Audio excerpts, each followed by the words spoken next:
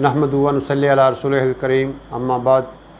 آج آپ کو 9 محرم الحرام کے حوالے سے خاص وظیفہ بتانا تھا، اور اس وظیفے کا فائدہ یہ ہوگا کہ آپ کو ہر امتحان میں کامیابی ملے گی۔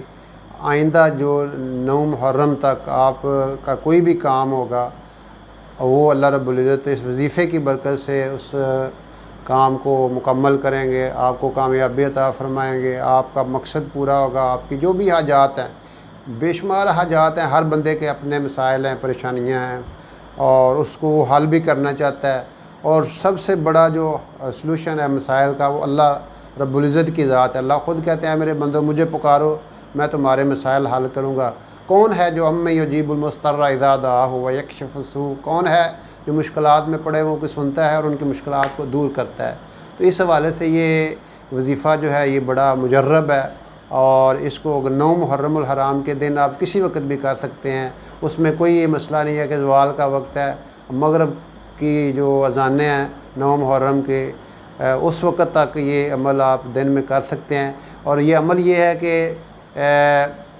یا اللہ یا وہاب 1000 دفعہ پڑھنا ہے، اور یا اللہ یا وہاب 1000 دفعہ پڑھنا ہے، اور اول اور آخر 7 دفعہ درود ابراہیم 7 دفعہ درود ابراہیمی بھی اس کے ساتھ پڑھنا ہے، اور پھر اللہ رب العزت سے دعا مانگنی ہے۔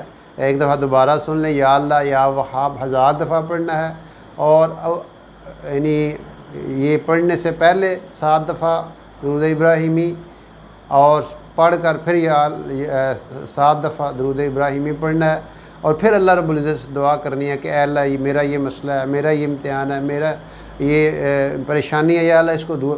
اور یہ جائز مسائل کے لیے ہمیں دعا کریں، ناجائز کاموں کے لیے اگر دعا کریں گے تو وہ بڑا نقصان ہو سکتا ہے۔ اور ایک بندہ غلط کام کے لیے بھی نکلتا ہے، چوری کے لیے بھی نکلتا ہے، تو وہ دعا مانگتا ہے یا اللہ کامیاب کرے۔ اب اس کو ہو سکتا ہے کامیابی مل بھی جائے، لیکن اس کو اس مال کا حساب دینا پڑے گا۔ قیامت کے دن جب کوئی کرنسی نہیں ہوگی، وہاں پہ روپیہ پیسہ نہیں کام دے گا، وہاں پہ تو اعمال دیکھے جائیں گے۔ اس وجہ سے جائز کام کے لیے عمل کریں، اور یہ آپ دن میں کسی وقت بھی کر سکتے ہیں۔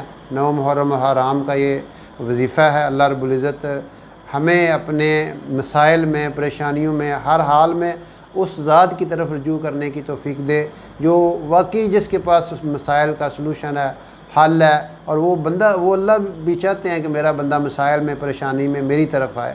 اللہ رب العزت ہمیں عمل کرنے کی توفیق عطا فرمائے۔